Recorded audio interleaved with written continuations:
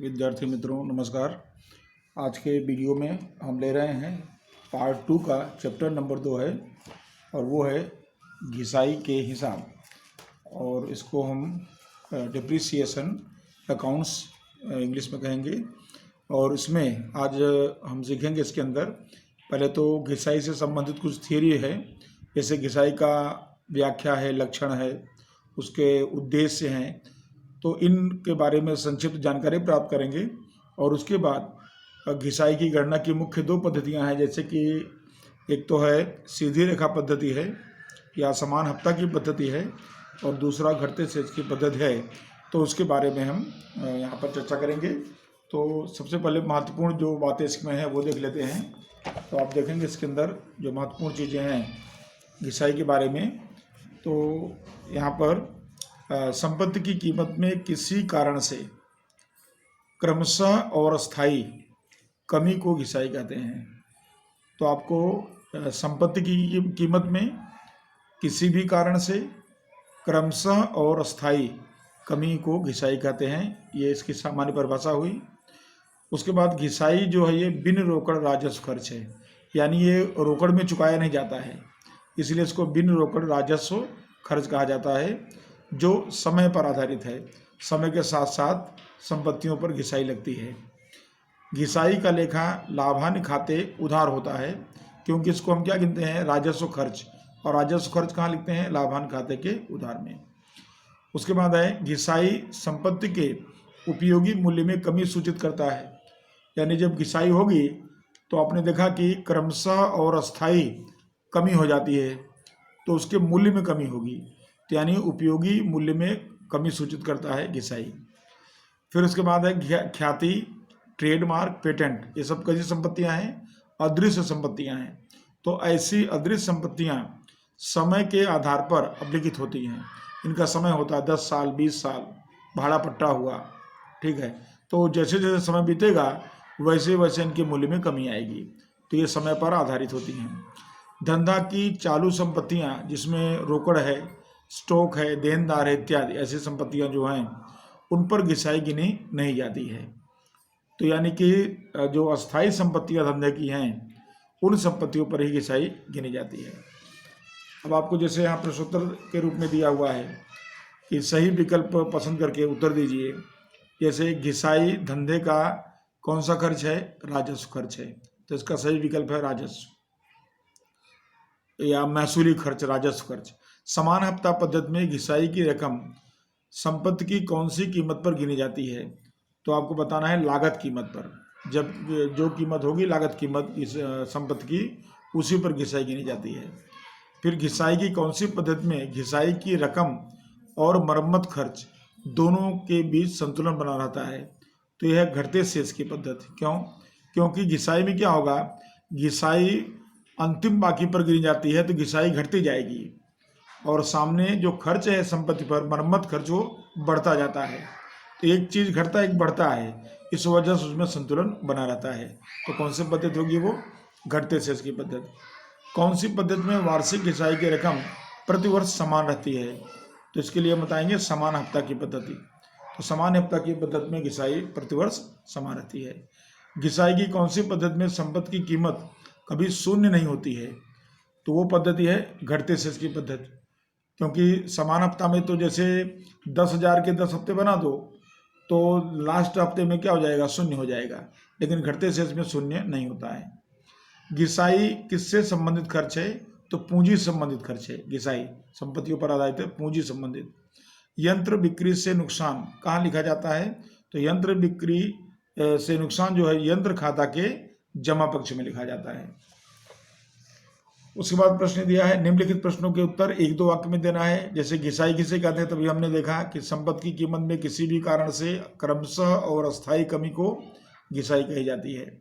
धंधा की कौन सी संपत्ति पर घिसाई गिनते हैं, तो अस्थायी संपत्तियों पर घिसाई गिनते हैं। वर्ष के अंत में घिसाई खाता बंद करके लाभान्य खाते ले जाने की प्रविष्टि आप आगे छोटे प्रश्न में देखेंगे, तो क्या प्रविष्टि होती है, लाभान्य खाते उधार घिसाई खाते जमा। क्योंकि घिसाई जो है लाभान्य खाते उधार किया जाता है, तो इसकी प्रविष्टि होती है लाभान्य खाता उधार घिसाई खाते जमा। समान हफ्ता की पद्धति में वार्षिक घिसाई का दर ज्ञात करने का सूत्र क्या होता है? तो दर यानी आर बराबर घिसाई, रेट ऑफ डिप्रिसिएशन। तो उसका जो रेट है क्या है वो आर घिसाई का दर, डी वार्षिक घिसाई डिप्रिसिएशन, और सी कॉस्ट वैल्यू लागत कीमत। तो इसका सूत्र बनता है आर बराबर डी अपॉन सी इंटू 100। ये सूत्र है वार्षिक घिसाई का दर ज्ञात करने का। फिर आता है हिसाब लिखने की दृष्टि से संपत्तियों पर घिसाई लिखने की मुख्य पद्धतियां कौन सी है? तो दो पद्धतियां आपको बताना है आपको। एक है समान हफ्ता पद्धति और दूसरा है घटते शेष की पद्धति। फिर छठा है घिसाई का प्रावधान खाता रखने की पद्धति में घिसाई लेखा के समय कौन सा खाता जमा होता है? तो यानी प्रावधान खाता की पद्धति जो है रखने की पद्धति है, तो कौन सा खाता जमा होगा? तो घिसाई का प्रावधान खाता जमा होता है। यानी ये भी एक पद्धति है घिसाई गिनने की। पक्की तलपट में घिसाई कहाँ और कौन सी पद्धति से दर्शाई जाती है? तो संपत्ति लेना पक्ष में दर्शाई जाती है और संबंधित संपत्ति में से घटाया जाता है। जैसे मान लो यंत्र पर घिसाई है, तो यंत्र कहाँ लिखते हैं हम? पक्की तलपट के संपत्ति में लिखते हैं, संपत्ति लेना पक्ष में। तो क्या करेंगे? यंत्र में से घिसाई माइनस करके लिखते हैं। तो इस तरह से घिसाई को पक्की तलपट के संपत्ति पक्ष में और संपत्ति में से घटा के लिखा जाता है। उसके बाद आता है कि यंत्र बिक्री से लाभ कौन से खाते लिखा जाता है? तो यंत्र खाता के उधार पक्ष में और लाभन खाता के जमा पक्ष में लिखा जाता है। लाभानी खाता होगा तो जमा पक्ष में, और यंत्र खाता के उधार पक्ष में इसको दर्शाया जाता है। अब आता है निम्नलिखित प्रश्नों के आपको उत्तर पूछा गया है स्वाध्याय में। तो प्रश्नों के उत्तर देने के लिए आपको छोटी छोटी इसमें थोड़ी गणना भी होगी इसके अंदर। जैसे आप देखें इसके अंदर ये प्रश्न नंबर 3 है, एक यंत्र 1/4/8 के दिन खरीदा गया, 1/4/14 के दिन यंत्र खाते का प्रारंभिक शेष 28,000 है। ठीक है, अब ये कौन से वर्ष खरीदा गया? 2008 में, और इसका प्रारंभिक शेष कौन से वर्ष का बताया? 2014 के वर्ष का बताया है। यंत्र पर घिसाई का दर 10% है और समान हफ्ता है, गिना जाता है घिसाई। 31/3/15 यानी ये जो 1/4/14 हुआ इसका वर्ष का पूरा हुआ 31/3/15। तो 31/3/15 के दिन घिसाई की प्रविष्टि लिखना है आपको। तो घिसाई की प्रविष्टि कब लिख पाएंगे? जब आपको घिसाई मालूम होगी। अब समान हफ्ता पद्धति में घिसाई कैसे गिनी जाती है? मूल कीमत पर या लागत कीमत पर। लागत कीमत कैसे निकलेगी? तो 1/4/8 यानी कि 2008 में जब यंत्र खरीदा था तब उसकी कीमत क्या थी?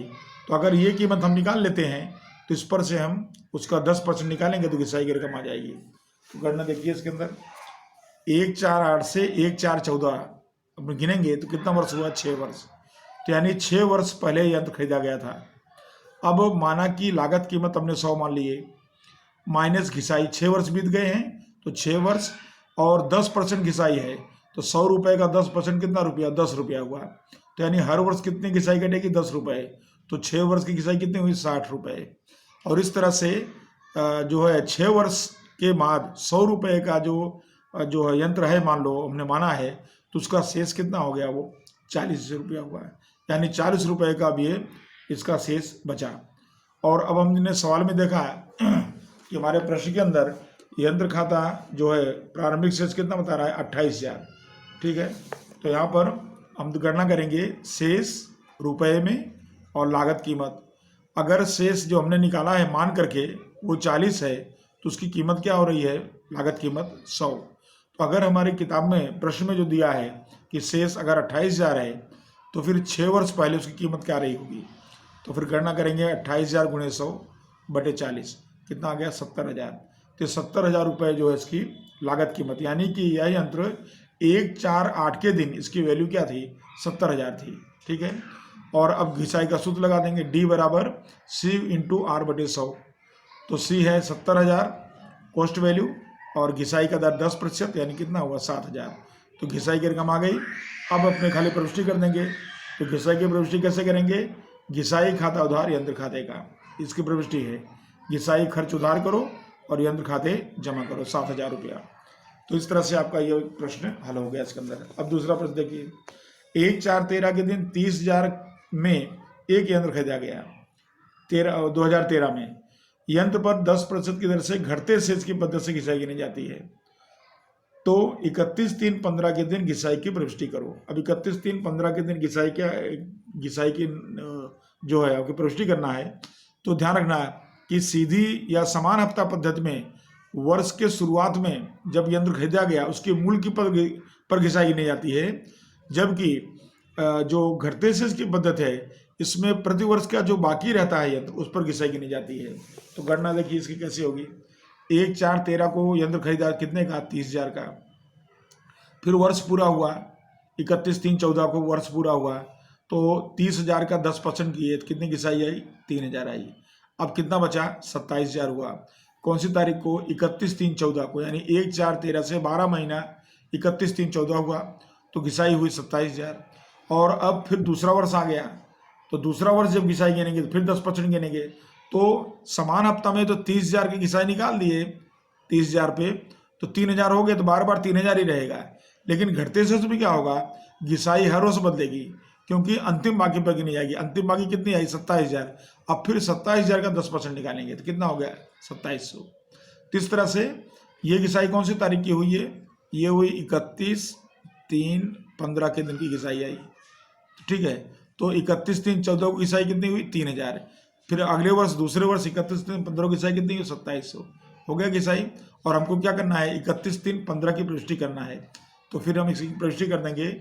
घिसाई खाता उधार 2700, यंत्र खाते का 2700, एंट्री सेम रहेगी, खाली अमाउंट चेंज हो जाएगी, ठीक है। तो उसके बाद अब प्रश्न नंबर आता है 3। तीसरे में कहा कि 1/4/14 के दिन यंत्र की बही कीमत 34,000 है। 20% के दर से घटते शेष की पद्धति से घिसाई गिनी जाती है। यहाँ भी घटते शेष की पद्धति है। और 30/9/14 को यह यंत्र बही कीमत 35% लाभ से बेच दिया गया, तो इसके आधार पर यंत्र विक्रय के संदर्भ में प्रविष्टि लिखो। यंत्र बेचते हैं उसकी प्रविष्टि आपको करना है। इसकी गणना देख लेते हैं। पहले सबसे पहले तो 1/4/14 को यंत्र की कीमत आपको 34,000 दी गई है, ठीक। 30/9/14, तो 1/4/14 से 30/9/14 गिनेंगे अप्रैल टू सितंबर, तो कितना महीने हुआ? 6।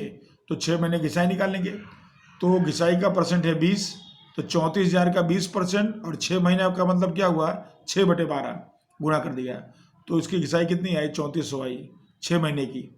जब यंत्र बेचा जाए तभी घिसाई, तब तक की घिसाई गिनी जाती है। तो यंत्र 6 महीने के बाद बेच रहे हैं, तो 6 महीने घिसाई निकालिए, 3400 हुआ। अब जब यंत्र बेचना है सितंबर में 30/9/14 को, तो उसकी बही कीमत क्या हो गई? 30,600। ये बही कीमत घिसाई घटा के हो गई। अब इस पर लाभ है तो जोड़ दो और हानि है तो घटा दो। तो यहाँ पर क्या करना है? 35% लाभ हुआ है, तो 30,600 का 35% करेंगे तो लाभ कितना आया? 10,710। और इसको इसमें जोड़ देंगे, तो जोड़ेंगे तो कितना आया? 41,310। ये बिक्री कीमत आई जिसको बैंक खाते, यानी कि बेचने से कितना मिलेगा? 41,310 मिलेगा। गणना हो गई। तो दो चीज़ ध्यान रखें, एक तो घिसाई कितनी हुई? 3400 रुपये बराबर, और दूसरा लाभ कितना हुआ? 10,710 रुपया लाभ हुआ।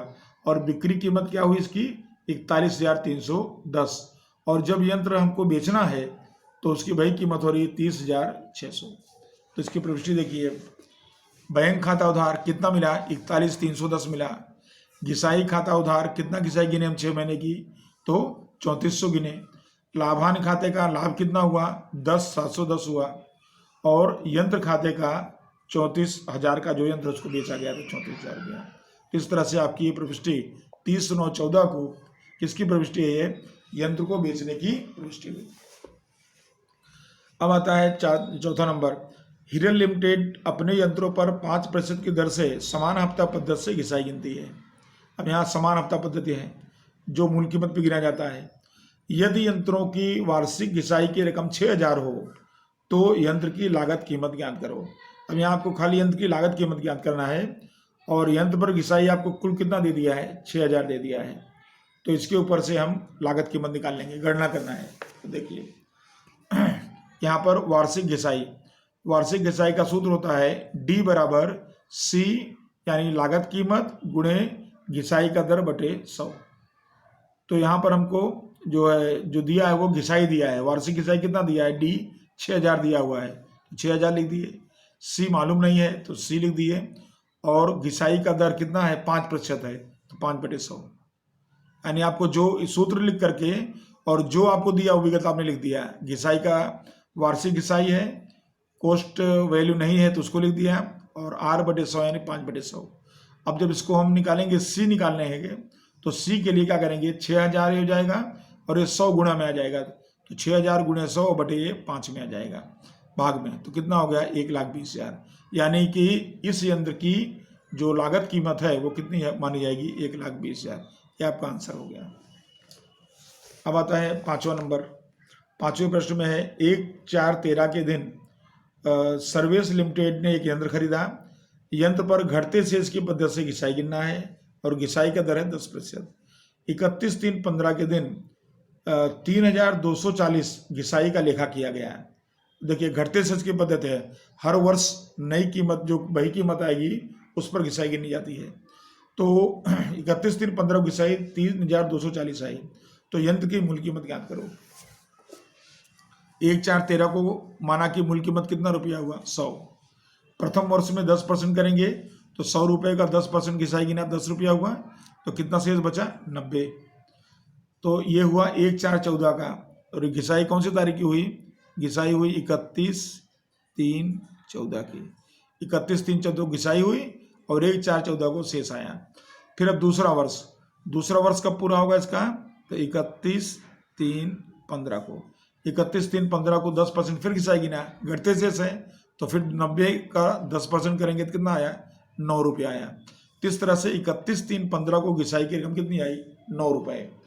और आपको यहाँ पर सवाल के अंदर 31/3/15 को घिसाई कितना दिया है, 3240 दिया है। तो अब देखिए यहाँ पर घिसाई की रकम रुपए में और लागत हमने जो माना था तो उसमें घिसाई कितनी हुई, जो है 31/3/15 को घिसाई कितनी है, 9। तो 31/3/15 को घिसाई अगर 9 है तो उसकी लागत कीमत क्या हो रही है, 100 रुपये। तो अगर 31/3/15 को प्रश्न के अनुसार घिसाई 3240 हो तो फिर लागत कीमत क्या होगी, तो ये देखिए 3240 × 100/9 और हल करेंगे कितना आएगा, 36,000। इस तरह से ये 36,000 जो है इसकी लागत कीमत यहाँ पर आपको प्राप्त हो गई। तो इस तरह से आपके थोड़े छोटे प्रश्न थे, उसके बारे में अपने चर्चा किए। और अब आप आता है इसके अंदर घिसाई का अर्थ और लक्षण पूछा गया है।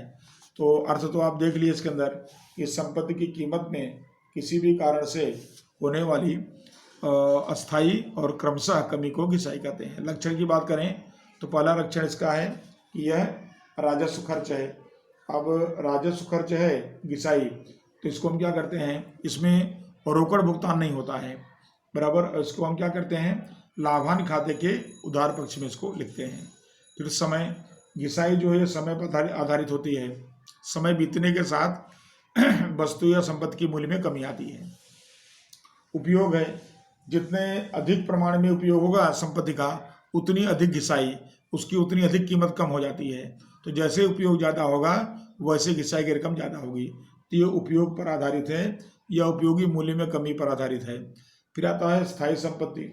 घिसाई जो है वो अस्थायी संपत्ति पर गिनी जाती है, जैसे जमीन, मकान, फर्नीचर, पेटेंट, कॉपीराइट, ट्रेडमार्क इत्यादि। फिर आता है उपयोगिता।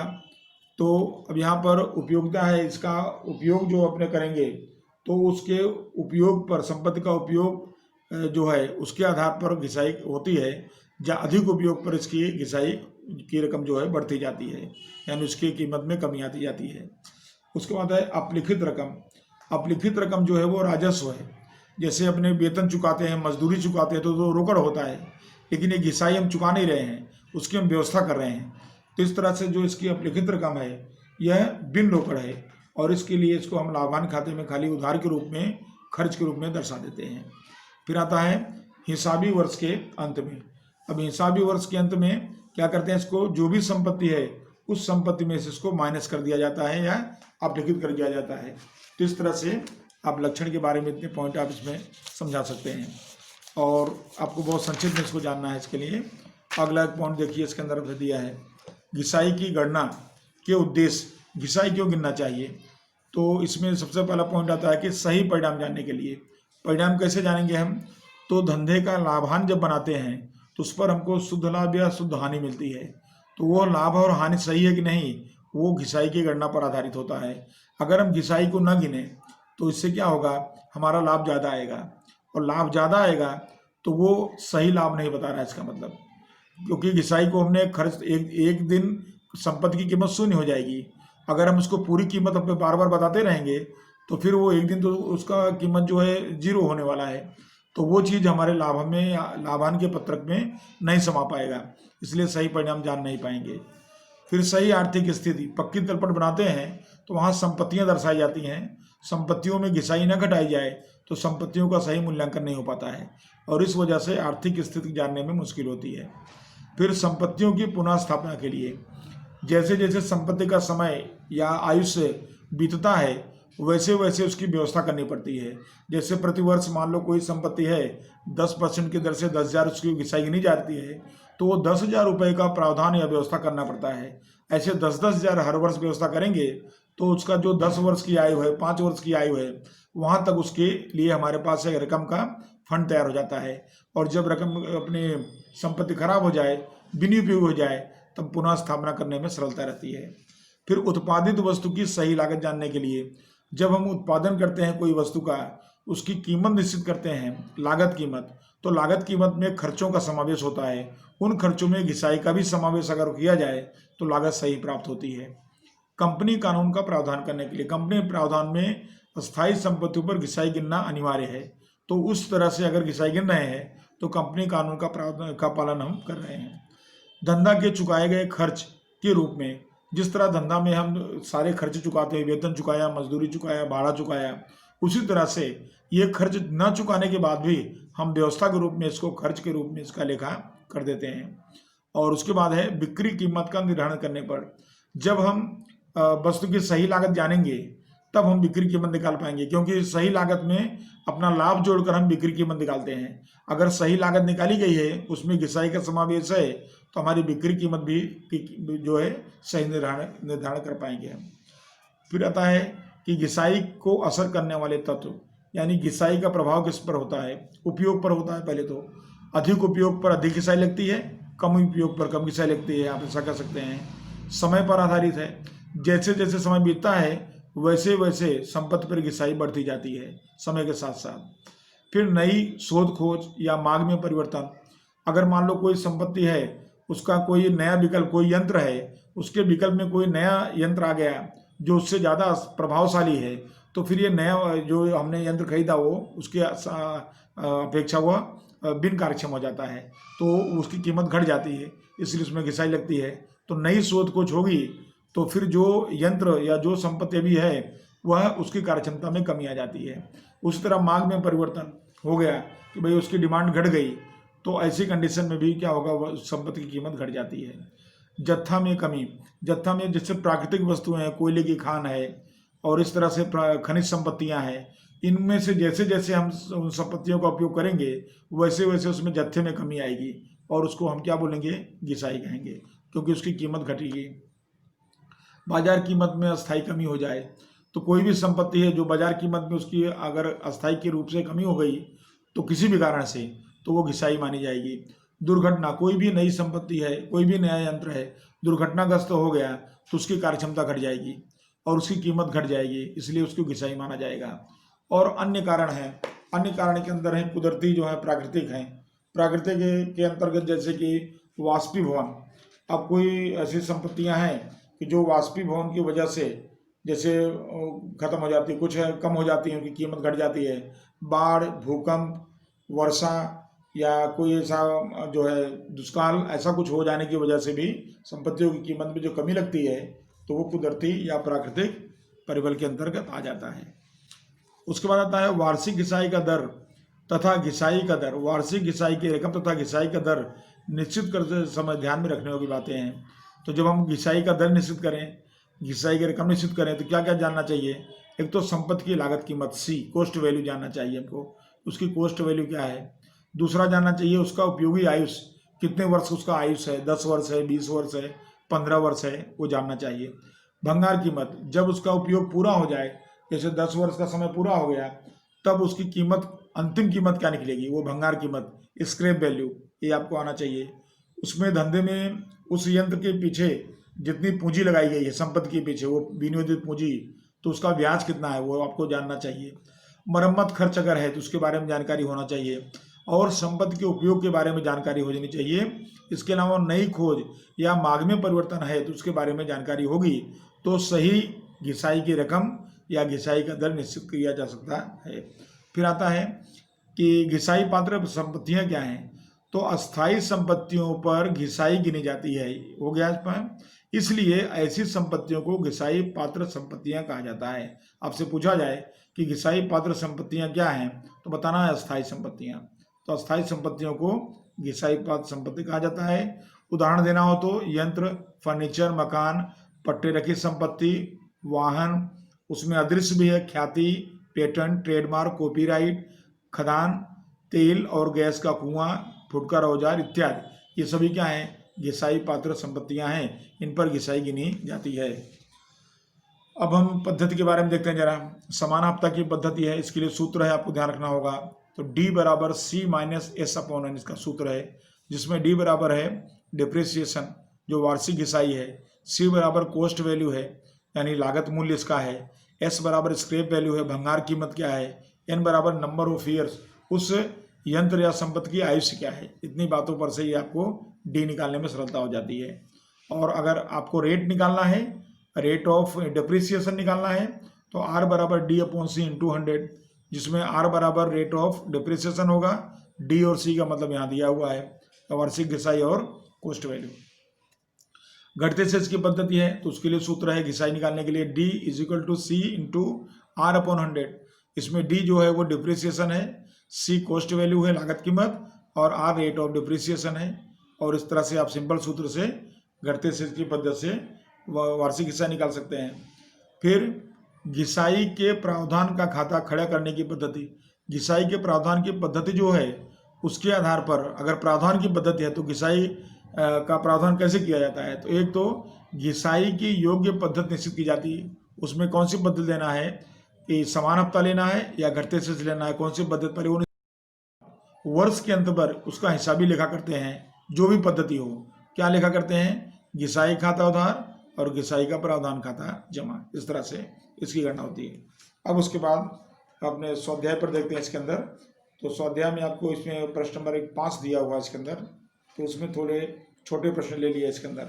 तो इसमें आप देखेंगे कि यहाँ पर जैसे यहाँ दिया, देखिए सुरेश लिमिटेड ने 1/4/12 के दिन 63,600 की कीमत का यंत्र खरीदा। यंत्र स्थापना का खर्च 1,000 हुआ। यदि यंत्र की भंगार कीमत 8 वर्ष के अंदाजित आयुष्य में 14,600 अंदाजी गई हो तो वार्षिक घिसाई की रकम, वार्षिक घिसाई का दर, कंपनी का हिसाबी वर्ष 31 मार्च को पूरा होता है। प्रथम 3 वर्ष की प्रविष्टि, यंत्र खाता, घिसाई खाता और प्रथम वर्ष के वार्षिक हिसाब पे असर बताओ। अब देखिए है तो बहुत बड़ा ये, लेकिन बहुत सरल है ये। सबसे पहले समान हफ्ता की पद्धति आपने देख लिया। दूसरा, यंत्र की यहाँ पर कीमत कितनी है, 63,600 है उसकी मूल कीमत, और स्थापना खर्च कितना हुआ है, 1,000।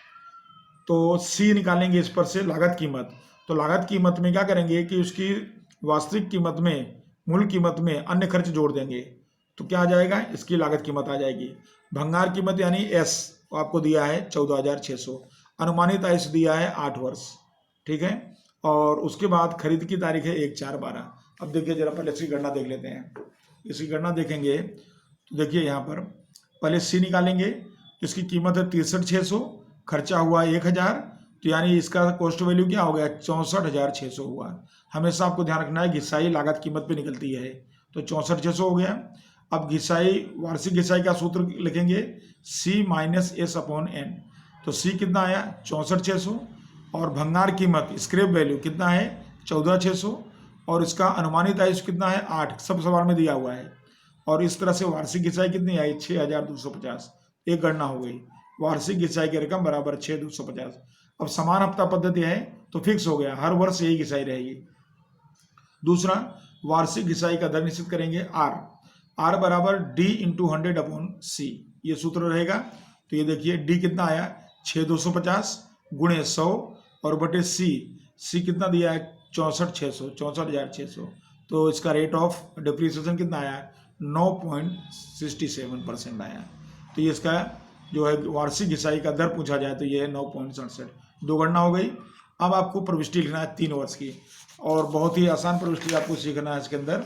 तो अब प्रविष्टि सीखने के लिए आपको बिल्कुल आसान जो है आपको बताता हूँ मैं इसके अंदर कि इसमें प्रविष्टि कैसे करने का है। सबसे पहले प्रविष्टि आप करेंगे यंत्र खरीदा गया उसका, तो यंत्र खरीदने की प्रविष्टि करेंगे आप इसमें। तो देखिए सबसे पहले तो हम 1/4/12 को यंत्र खरीदा गया है, तो 2012 में अप्रैल 1 यंत्र खाता कितने का खरीदा गया, तो खर्च के साथ है 64,600। हमने पीछे गणना किया है, तो यहाँ पर लिखेंगे 64,600। ठीक, उसमें यंत्र की जो मूल कीमत दी गई है वो कीमत कितनी है, तो आपको मूल कीमत दी है 63,600। ठीक है, यहाँ पर बैंक खाता बताएंगे 63,600, और रोकड़ खाते जो रकम उसमें उसका मरम्मत या स्थापना खर्च है वो 1,000 है, तो 1,000। अब आप कहेंगे इसको रोकड़ हमने क्यों लिखा है, तो ये जो कीमत इसकी है यंत्र की मूल कीमत, बड़ी कीमत, उसको हमने बैंक खाते दर्शा दिया, और ये छोटा खर्च है स्थापना खर्च है जिसको हमने रोकड़ खाते लिख दिया। अगर आप चाहें तो बैंक खाते पूरा लिखें 64,600, यहाँ बैंक खाते 64,600, रोकड़ लिखने की जरूरत नहीं है। लेकिन ऐसा मानते कि उसके मरम्मत खर्च स्थापना खर्च उसको हम रोकड़ में यहाँ लिख सकते हैं, इसलिए हमने इसको रोकड़ में अलग से बता दिया। तो अब देखिए यंत्र धंधे में कितने का आया, 64,600 का, जिसमें यंत्र कितने का है 63,600 का बैंक खाते, और अन्य खर्च कितना हुआ है 1,000, तो रोकड़ खाते। तो ये पहली एंट्री आपकी हो गई कौन सी तारीख को, 1 अप्रैल को। अब उसके बाद वर्ष पूरा होगा ये, तो ये वर्ष कब पूरा होगा, अप्रैल टू मार्च, अप्रैल यानी 1/4 से 31/3 को इसका वर्ष पूरा होगा, 31 मार्च को। तो 31 मार्च को जब वर्ष पूरा होगा 2013 को, तो घिसाई की व्यवस्था की जाएगी।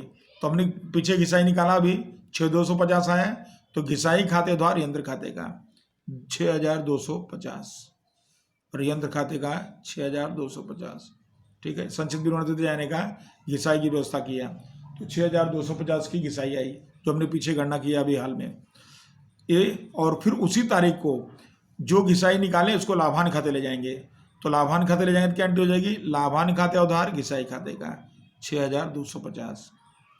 ये आपका 1 वर्ष पूरा हो गया। देख लीजिए कौन सा वर्ष है, 2012 का वर्ष जो है वो कंप्लीट हो गया है। तो 2012 का वर्ष कब पूरा हुआ, 2013 में, तो 2013 ये आपका पहला वर्ष माना जाएगा।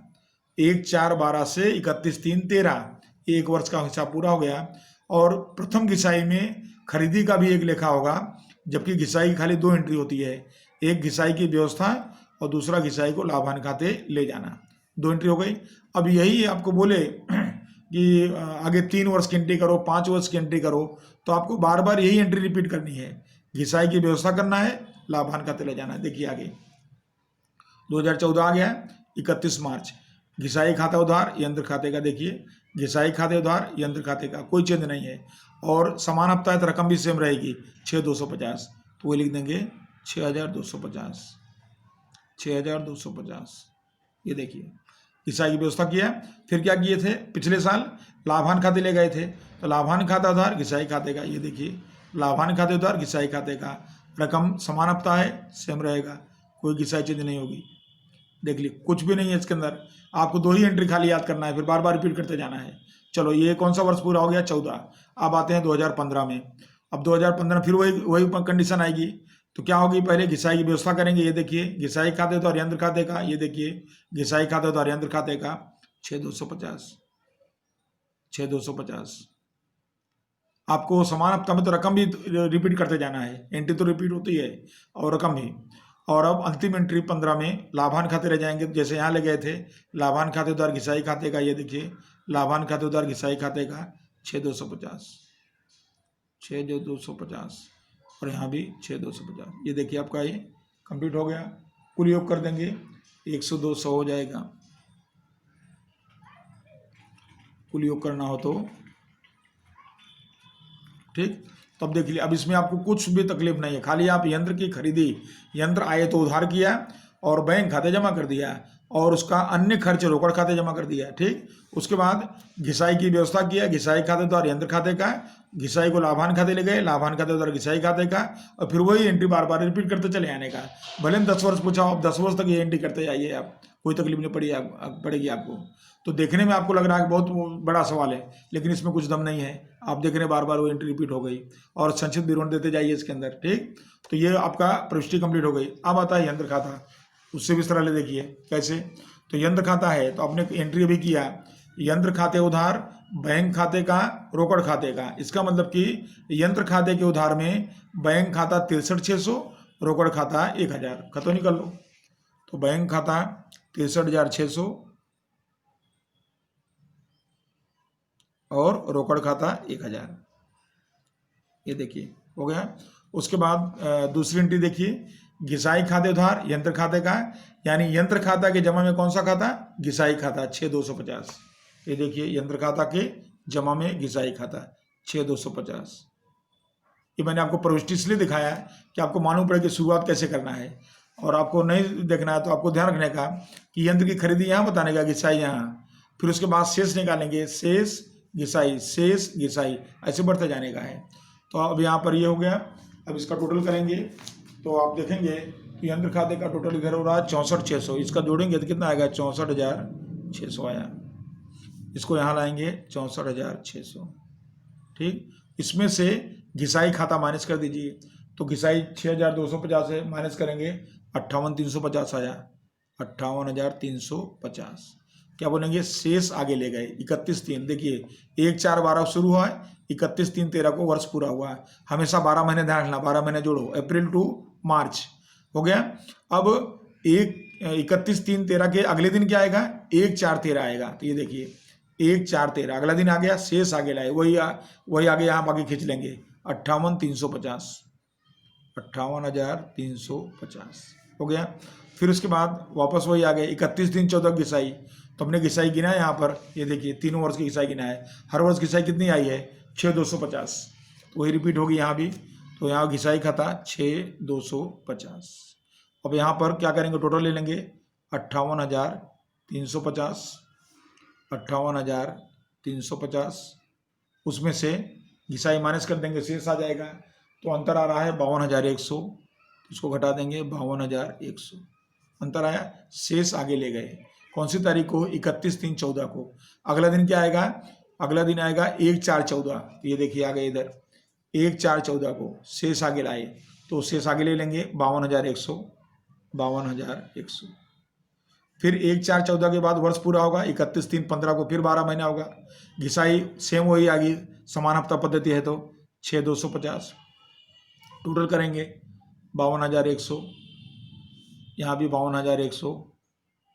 अंतर निकालेंगे तो डिफरेंस 6,250 घटा देंगे, तो इसका डिफरेंस आएगा 45,850, 45,850। ये अंतर आ गया। तो ये आपका सवाल पूरा हो गया, यानी यंत्र खाता कंप्लीट हो गया।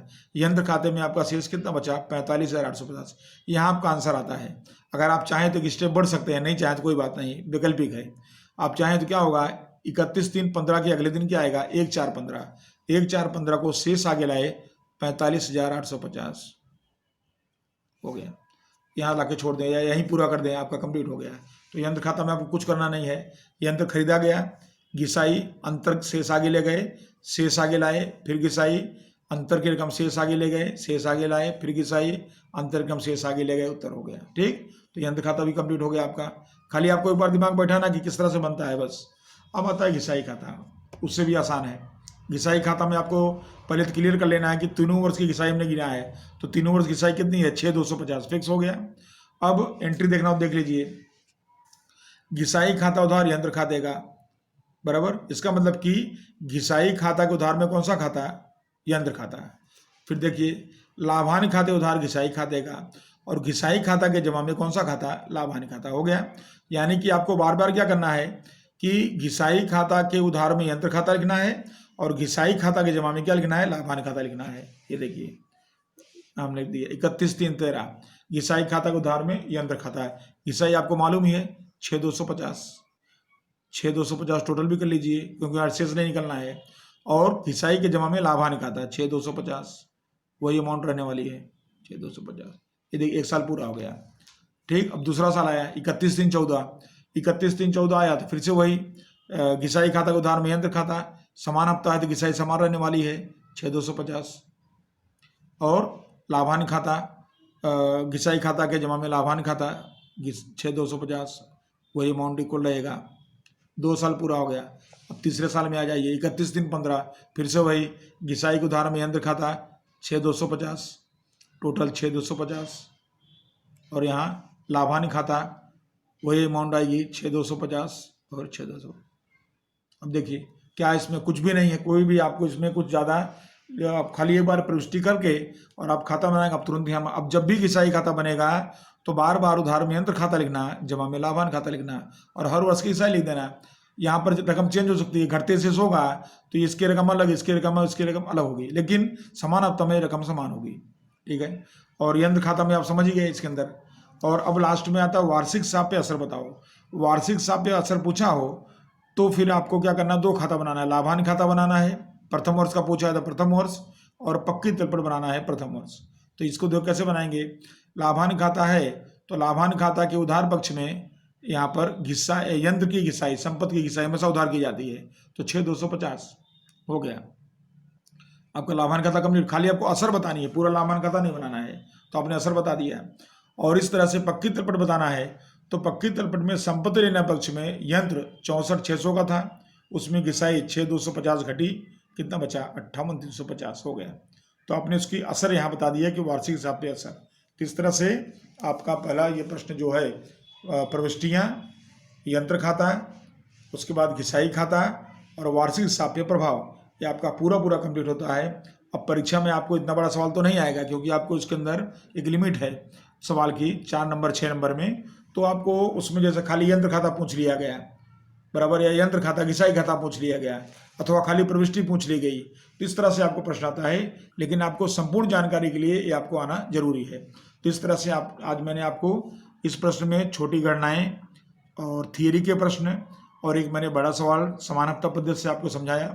और अगले लेक्चर में हम अब इसी से संबंधित जो है थोड़े और प्रश्न आगे करेंगे, और थोड़े इसके अंदर जो है यंत्रों का बिक्री कैसे होता है उन सब के बारे में भी चर्चा करेंगे। तो अगले लेक्चर में हम फिर से नए प्रश्नों के साथ मिलेंगे। धन्यवाद।